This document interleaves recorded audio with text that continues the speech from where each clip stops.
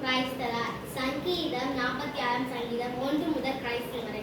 தேவன் நமக்கு அடைக்கலமும் பலனும் ஆபத்து காலத்தில் அனுகூலமான துணையுமானவர்.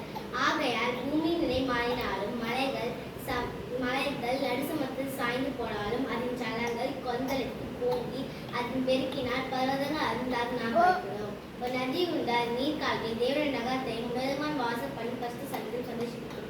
தேவன் அதை நடுவிக்கிறார், அது அசையாது. அதிகாரம் தேவன் அதுக்கு சகாயம் பண்ணுவார்.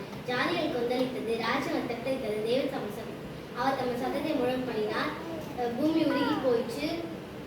சிறை கத்த நம்மோடு இருக்கிறார். யாக்கோபு தேவன் நமக்கு உயர்ந்த அடைக்கலமானவர். பூமியிலே பால் கடைப்புகளை நடப்பிக்கிறார். கர்த்தருடைய செய்கைகளை வந்து பாருங்கள். அவர் பூமியின் கடைமுறை மட்டும் யுத்தங்களை உயர்ப்படுகிறார். வில்லை உடித்து ஈட்டியை முடிக்கிறார். ரத்தங்களை நெருப்பினால் சுட்டரிக்கிறார். நீங்கள் அமர்ந்திருந்து நானே தேவன் என்று அறிந்து கொள்ளுங்கள். பூமி ஜாதிகளுக்குள்ளே உயர்ந்திருப்பேன், பூமியிலே உயர்ந்திருப்பேன். சிறையை கர்த்தர் நம்மோடு